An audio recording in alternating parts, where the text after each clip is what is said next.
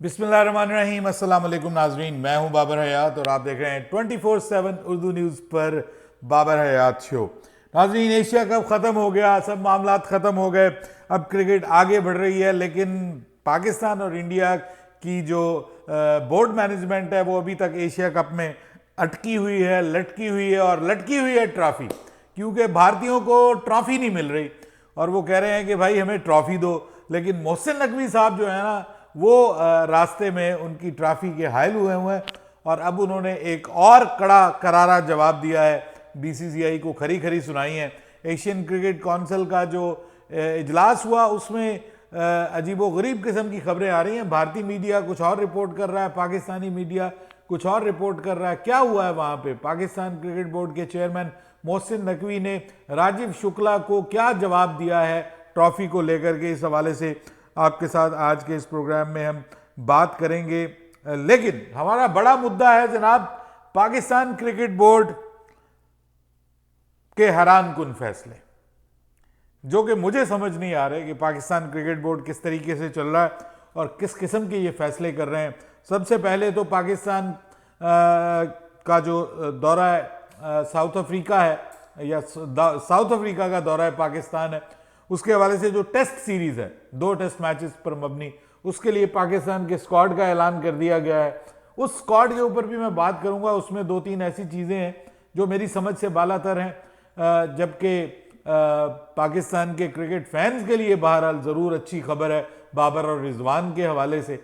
वो आपके साथ आज के इस प्रोग्राम में हम बात करेंगे और फिर बात करेंगे कि एक और पीसीबी का हैरान कुन फैसला, जिससे बाबर, रिजवान, शाहीन जैसे बड़े बड़े प्लेयर अफेक्ट होने जा रहे हैं, उन सब के लिए बुरी खबर है। बड़ा माली नुकसान उनको होने जा रहा है और ये क्यों ये फैसला किया गया है, इसकी भी एक हैरान कुन वजह सामने आई है, जिसके ऊपर आज के इस प्रोग्राम में हम बात करेंगे। लेकिन आगे बढ़ने से पहले आपसे गुजारिश कि अगर आप हमारे नए व्यूअर हैं तो प्लीज़ हमारे इस चैनल को जल्दी से कर लीजिएगा सब्सक्राइब और बेल आइकन को पुश करना मत भूलिएगा। मुझे फॉलो कीजिए इंस्टाग्राम पे @बाबर हयात शो और हमारे पेज को फेसबुक पे लाइक कर लीजिएगा। तो जनाब, सबसे पहले तो बात कर लेते हैं एशिया कप की ट्रॉफी की। एशियन क्रिकेट काउंसिल का इजलास हुआ है जी, उसमें भारत के जो नुमाइंदे हैं, 2 नुमाइंदे, उसमें एक राजीव शुक्ला साहब भी हैं, मशहूर शख्सियत हैं, वो वहाँ से वीडियो लिंक के ज़रिए उस इजलास में शरीक हुए। तो उन्होंने मोहसिन नकवी साहब ने जो इजलास का एजेंडा था उसके ऊपर बात की, तो राजीव शुक्ला साहब ने बीच में जो है वो एक शुक्ली छोड़ी। उन्होंने कहा कि भाई बात यह है कि ये तो सब मामलात होते रहेंगे जो आपने एजेंडा बताया, हमारी ट्रॉफी का क्या बनेगा, आपने हमारी ट्रॉफी नहीं दी। इस पर उन्होंने कहा कि बात यह है कि ये जो मामला आप डिस्कस कर रहे हैं ना, ये इसके ऊपर ये प्लेटफॉर्म मुनासिब नहीं है, इसमें हम ऑलरेडी एजेंडाज हमारे फाइनल हैं, तो आप इस पर बाद में बात करेंगे। तो उन्होंने कहा नहीं नहीं, बाद में क्यों बात करेंगे, इसके ऊपर अभी बात करें। एक टीम एशिया कप जीती हुई है, उसको अभी तक आप लोगों ने ट्रॉफी नहीं दी। तो उन्होंने कहा भाई मैं तो खड़ा था वहां पे ट्रॉफी देने के लिए, मैं तो वहां ट्रॉफी देने के लिए खड़ा हुआ था, लेकिन आप लोगों ने कोई मुझे रिटर्न जो है वो इस हवाले से कोई बताया नहीं, कोई मेरे पास रिटर्न आप लोगों की स्टेटमेंट नहीं थी, कुछ भी नहीं था मेरे पास, तो मैं तो वहां पे खड़ा हुआ था। अच्छा, उन्होंने ये कहा कि मैं वहां पे खड़ा हुआ था और इन्होंने अब लगा दिया, वो इंडियन मीडिया कह रहा है जी, वो कह रहे थे मैं तो वहां पे कार्टून बन के खड़ा हुआ था अपने लोगों को लॉलीपॉप देने के लिए। Oh my God, Indian media वालों, तुमको कितना झूठ बोलना पड़ता है। एक बंदा खुद को क्या कहेगा, मैं वहां पे कार्टून बन के खड़ा हुआ था, मैं वहां पे खड़ा कार्टून लग रहा था, मतलब ये इंडियन मीडिया रिपोर्ट कर रहा है और जो असल बात है वो रिपोर्ट ही नहीं कर रहा। असल बात क्या है, उन्होंने कहा कि देखिए अगर आपको चाहिए ना ट्रॉफी, तो आपके कप्तान ने प्रोटोकॉल की खिलाफ वर्जी की है। आपका कप्तान जो है वो, अगर उसको ट्रॉफी चाहिए आपको, तो उसको भिजवा दें हमारे ऑफिस में, एशियन क्रिकेट काउंसिल के दुबई ऑफिस में भिजवाइए।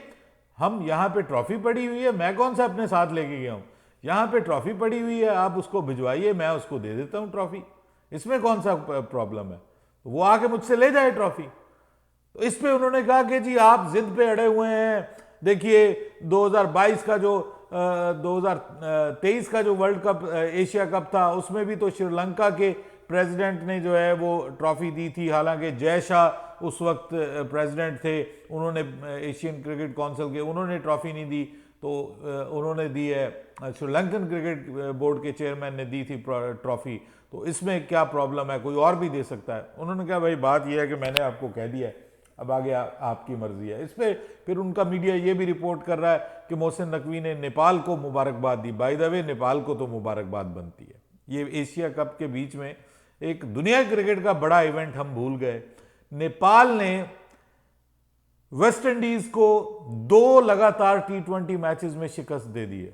नेपाल ने वेस्ट इंडीज की फुल मेंबर टीम को, एक एसोसिएट मेंबर टीम ने 2 लगातार T20 मैचेस में शिकस्त देकर सीरीज अपने नाम कर लिया। अब सिर्फ एक मैच है जो आज हो रहा है, तो इससे अब आप अंदाजा लगा सकते हैं कि वेस्ट इंडीज क्रिकेट की जबू हाली का क्या हाल है। ये अलग बात कि उनकी ऑलमोस्ट नई टीम ये खेल रही थी, उसमें वो इक्का दुक्का ही पुराने खिलाड़ी थे, बाकी उनकी जो रेगुलर T20 टीम है वो नहीं थी, 2-3 पुराने प्लेयर्स थे। बहरहाल उसमें जेसन होल्डर भी थे जो पाकिस्तान के खिलाफ एक मैच जितवाने में उन्होंने बहुत इंपॉर्टेंट रोल प्ले किया था T20 मैच। लेकिन फिर भी आप देखिए कि भाई जो भी है, एक प्रॉपर स्ट्रक्चर है उनका एक डोमेस्टिक क्रिकेट है, सब कुछ है, उसके बावजूद भले उनके यंगस्टर्स थे, कुछ बीच में पुराने बाबे भी थे, लेकिन उनकी मेन टीम भले नहीं थी, लेकिन उसके बावजूद नेपाल का ये कारनामा तारीख में हमेशा याद रखा जाएगा। और वेस्ट इंडीज़ की टीम जो है वो अब अपने बदतरीन दौर से गुजर रही है, अब नेपाल से भी हार गई है और सीरीज हार गई। बहरहाल ये इस पे नेपाल को मुबारकबाद दी उन्होंने। दूसरी जो टीमें थी उनको, उनके जो प्रेसिडेंट्स थे उनको भी मुबारकबाद दी। वो मुबशर उस्मानी साहब को मुबारकबाद दी जो यूएई क्रिकेट बोर्ड के हैं, सेक्रेटरी हैं, उनको मुबारकबाद दी कि भाई आपने बहुत अच्छा अरेंज किया सारा कुछ, ये वो। मुबारकबाद नहीं दी, इंडियन मीडिया कहता है, तो हमें मुबारकबाद नहीं दी, हमारी team champions Asian cup tournament जीत गई है, हमें कोई मुबारकबाद नहीं दी। तो इस पे उन्होंने बाकायदा कहा कि आपने सबको मुबारकबाद दी है, आपने टीम इंडिया को मुबारकबाद नहीं। अच्छा, इस पे भी उनको एतराज। बंदा पूछे कि भाई तुम उस बंदे से ट्रॉफी लेने का, तुमने ना लेने का फैसला कर लिया, तुम लोग हाथ मिलाने के लिए तैयार नहीं हो, सब कुछ, और उसके बावजूद अब तुम कह रहे हो कि जी मुबारकबाद भी दें तुमको। तो मैं तो ये हैरान हूं इस सारे मामले को लेकर के कि जिस तरह की ये सोच और अप्रोच हमें नजर आ रही है भारतीय क्रिकेट मीडिया की जानिब से, ये बच्चों वाली अप्रोच है, बिल्कुल बच्चों वाली। अब वो कहते ना, अनोखा लाडला खेलन को मांगे चांद, खुद आपने बाइकआउट किया है सब कुछ का, और अब आप कह रहे हैं कि आपको ट्रॉफी भी दें। आपने ट्रॉफी लेने से इनकार कर दिया, ठीक है, आपने जो है वो हाथ मिलाने से इनकार किया, सब कुछ आपने यहां पे किया। मतलब ये तक हालात थे कि दोनों मुल्कों के कमेंटेटर्स अलग अलग बैठे हुए थे, दोनों मुल्कों के दो टॉस के ऊपर 2 रिप्रेजेंटेटिव थे। एक तरफ वकार यूनुस खड़े हुए थे, अगर पाकिस्तान टॉस जीतता तो वकार यूनुस बात करते पाकिस्तानी कप्तान से, और अगर वो जीतते तो वो रवि शास्त्री करते बात, और दोनों कप्तानों से अलग अलग रिप्रेजेंटेटिव्स ने बात की है। मतलब इंडियन कप्तान से रवि शास्त्री ने बात की है और पाकिस्तानी कप्तान से जो है वो वकार यूनुस ने बात की है। ये तो हालात आप लोगों ने वहां पे बनाए हुए थे कि एक दूसरे से हमने नजर भी नहीं मिलानी, और अब आप बात कर रहे हैं जी हमें ट्रॉफी दें, हमें मुबारकबाद नहीं दी।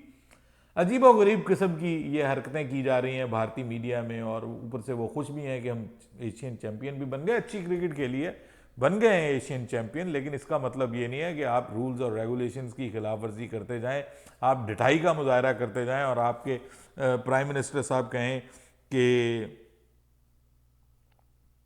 आप जो हैं वो आपने वो जो ऑपरेशन सिंदूर जीत लिया है खेल के मैदान में, इस किस्म की जो वाहियात हरकतें अगर आप करेंगे तो आपको इसी तरह का जवाब मिलेगा। बहरहाल ये तो मोहसिन नकवी साहब वहां पे वो सब कुछ कर रहे हैं, लेकिन क्रिकेट में क्या कर रहे हैं भाई, क्रिकेट में क्या कर रहे हैं, मैं हैरान हो गया हूं। ये जो टेस्ट स्क्वाड का ऐलान किया गया है पाकिस्तान वर्सेस साउथ अफ्रीका, उसमें बहरहाल शान मसूद को ही कप्तान बरकरार रखा गया है। अच्छी खबर उस हवाले से यह है कि बाबर और रिजवान दोनों की वापसी हो गई है। बाबर और रिजवान दोनों क्रिकेट में कम से कम अगला ऑलमोस्ट 1 महीना आपको क्रिकेट खेलते हुए दिखाई देंगे। 2 टेस्ट मैचेस हैं और इसमें 12 अक्टूबर से पाकिस्तान और साउथ अफ्रीका का टेस्ट मैच स्टार्ट हो रहा है। हमारे लिए थोड़ा सा मुश्किल है क्योंकि रात 10 बजे यहाँ पे स्टार्ट होगा और समझें कि सुबह 5 बजे के करीब, फजर के करीब ये मैच ख़त्म हुआ करेगा, जो हमें कवर करना है, ऑब्वियसली हमारी ड्यूटी है। लेकिन फिर भी मैं ये कहता हूँ कि क्रिकेट आ रही है, उसमें बाबर और रिजवान आ रहे हैं, सबकी नज़रें बाबर और रिजवान के ऊपर होंगी कि वो यहाँ पर कैसा परफॉर्म करते हैं। लेकिन एक बात तो तय है कि ये जो बैठे हुए हैं ना डिसीजन मेकर ऊपर, अफलातून और बुकरात, सुकरात, अरस्तु, ये सब लोग जो ऊपर बैठे हुए हैं हमारे सिलेक्शन कमेटी वाले, इनकी समझ नहीं आ रही कि ये किस किस्म के डिसीजन करते हैं। जो बंदा जिस जगह पे होता है ना उसको वहां पे नहीं रखते, दूसरी जगह पे उसको रख लेते हैं। अब ये साइम अयूब के साथ क्या सलूक किया गया है, क्या उनसे नाराजगी का इजहार किया गया कि उन्होंने बहुत बुरी परफॉर्मेंस दी एशिया कप में, पाकिस्तान को उनसे उम्मीद थी कि पाकिस्तान की टीम जो है वो जीतेगी और Saim Ayub important role play करेंगे, तो वो उन्होंने रोल प्ले नहीं किया गया, तो इस वजह से उनको जो है वो टेस्ट स्क्वाड से बाहर कर दिया गया। अब मेरे ख्याल में उनका बहुत अच्छा जो रोल रहा है वो पाकिस्तान की टेस्ट टीम में रहा है या ओडीआई टीम में रहा है, T20 में तो रहा नहीं। आपने T20 में उनको इतने मौके दे दिए कि अब आप उनको T20 की सजा शायद टेस्ट में दे रहे हैं कि भाई जो उनका बेहतर फॉर्मेट है। और दूसरी तरफ ये भी एक सोच अप्रोच हो सकती है कि भाई क्योंकि यहाँ पे स्पिन बॉलिंग वाली हमने विकेटें बनानी है, तो ऑलरेडी हमारे पास ढेर सारे स्पिनर्स मौजूद हैं, तो हमें एक्स्ट्रा स्पिनर की ज़रूरत ही नहीं है टीम के अंदर, और बैटिंग में वो वैसे नहीं चल रहे, तो इसलिए उनको टीम से बाहर कर दिया गया। क्योंकि मेरी खबरों के मुताबिक अभी तक कोई इंजरी का तो उनके हवाले से आया नहीं है। बहरहाल जो स्क्वाड अनाउंस किया गया है मुनासिब स्क्वाड है, लेकिन कुछ चीज़ें ऐसी हैं कि जो मेरी समझ से बालातर हैं। फैसल अकरम को इसमें ऐड किया गया है, रोहेल नज़ीर को ऐड किया गया है, जो यंगस्टर्स हैं उनमें से। लेकिन जो एक इंक्लूजन हुई है वो मेरी समझ से बालातर है और वो है आसिफ आफरीदी की।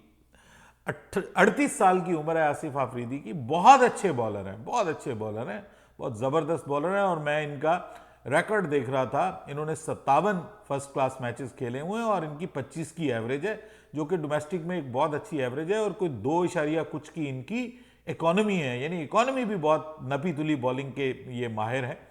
लेकिन 38 साल की उम्र के बंदे को अब आप टेस्ट क्रिकेट में मौका दे रहे हैं, और वो भी आई एम नॉट कन्फर्म कि उसको मौका मिलेगा।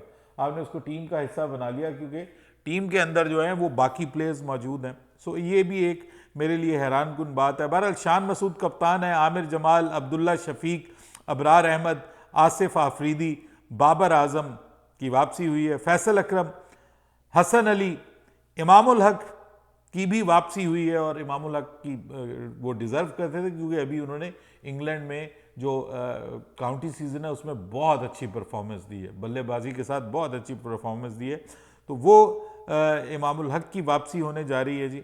और इसके अलावा कामरान गुलाम आ गए हैं, दोबारा टेस्ट स्क्वाड में हैं, खुर्रम शहजाद हैं, मोहम्मद रिजवान हैं जी, रिजवान भाई की भी वापसी हो गई है क्रिकेट में। उसके बाद नोमान अली हैं, रोहेल नज़ीर हैं, साजिद खान हैं, सलमान अली आगा हैं, सऊद शकील हैं, शाहीन शाह आफरीदी हैं। तो पाकिस्तान जो सीमर्स की ऑप्शंस हैं पाकिस्तान के पास वो शाहीन शाह आफरीदी की शक्ल में है।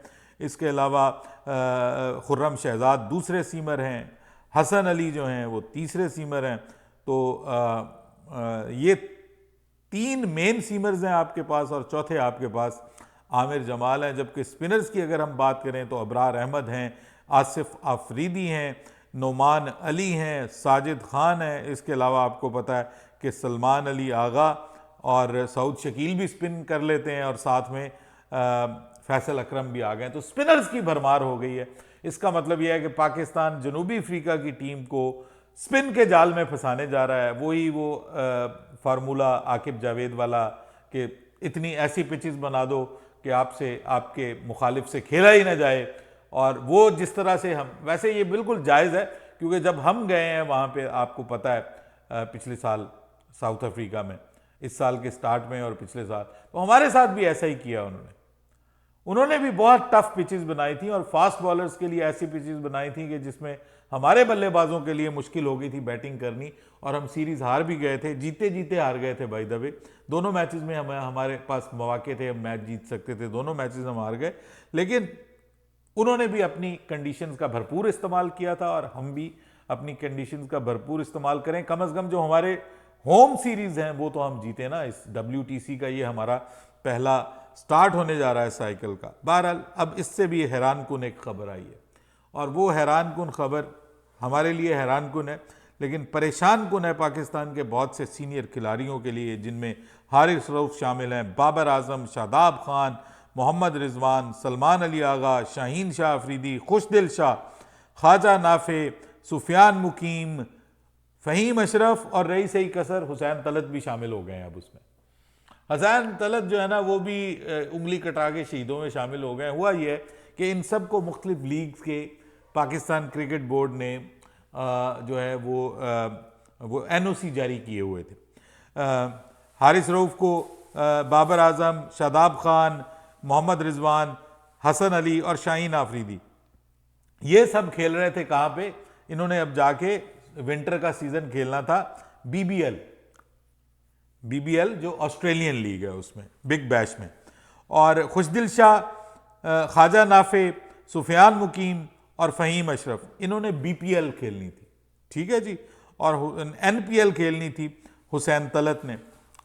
तो अब आप इससे अंदाज़ा लगा सकते हैं कि इन सब को ये कह दिया गया कि हम आपके जो NOCs है ना वो आपके सस्पेंड करते हैं, और आपको हम ये लीग्स नहीं खेलने देंगे, और आपने डोमेस्टिक क्रिकेट खेलनी है।